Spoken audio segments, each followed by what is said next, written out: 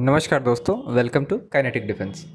आज हम उन 3 मिसाइल टेस्ट की बात करेंगे जिन्होंने हाल में ही हेडलाइन बना दी। ये टेस्ट सिर्फ मिसाइल्स के नहीं थे बल्कि इंडिया की फ्यूचर डिफेंस स्ट्रैटेजी और सेल्फ रिलायंस का भी डेमोन्स्ट्रेशन था। तो वीडियो के एंड तक देखिए क्योंकि आखिर में हम समझेंगे कि इन डेवलपमेंट्स का इंडिया की सिक्योरिटी पर क्या इम्पैक्ट पड़ सकता है। सबसे पहले बात कर लेते हैं बैलिस्टिक मिसाइल डिफेंस सिस्टम यानी बीएमडी सिस्टम की।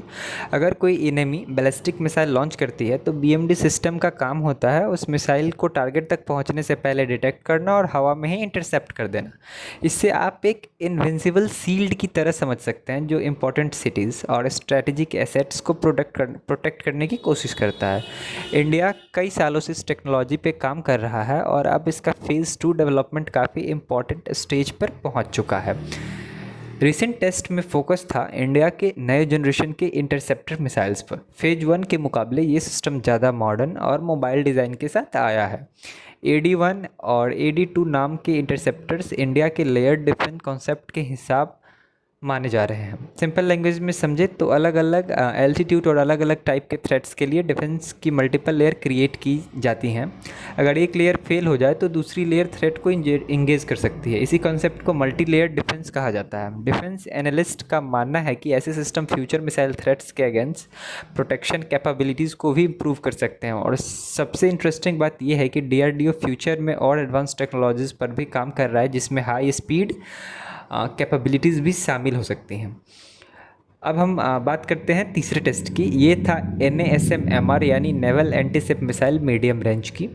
नाम से ही समझ आ रहा है कि इसका रोल मैरीटाइम डोमेन से जुड़ा हुआ है। रिसेंट टेस्ट में इस मिसाइल ने काफ़ी अटेंशन गेन किया क्योंकि ये इंडिया की इंडिजीनियस डिफेंस प्रोग्राम का एक और एग्जाम्पल है। एक्सपर्ट्स के मुताबिक antiship missile modern naval warfare के लिए बहुत इंपॉर्टेंट हिस्सा बन चुकी है। इसी वजह से इंडिजीनियस एंटीशिप मिसाइल प्रोग्राम को स्ट्रैटेजिक इम्पोर्टेंस दी जा रही है। अब सवाल आता है कि इन 3 टेस्ट्स का ओवरऑल सिग्निफिकेंस क्या है। मेरे हिसाब से यहाँ 2 चीज़ें क्लियर नज़र आती हैं। पहला, इंडिया डिफेंसिव कैपेबिलिटीज़ को स्ट्रेंथन करने पर फोकस कर रहा है जिससे मिसाइल थ्रेट के अगेंस्ट प्रोटेक्शन को इम्प्रूव किया जा सके। और दूसरी, मैरीटाइम और स्ट्रैटेजिक स्ट्राइक टेक्नोलॉजीज़ में भी इंडिजीनियस डेवलपमेंट को प्रायोरिटी दी जा रही है। यानी एक तरफ सील्ड को मजबूत किया जा रहा है और दूसरी तरफ टेक्नोलॉजी बेस को भी एक्सपेंड किया जा रहा है। इसीलिए डिफेंस कम्युनिटी में इस टेस्ट को एक इम्पॉर्टेंट अचीवमेंट के रूप में देखा जा रहा है।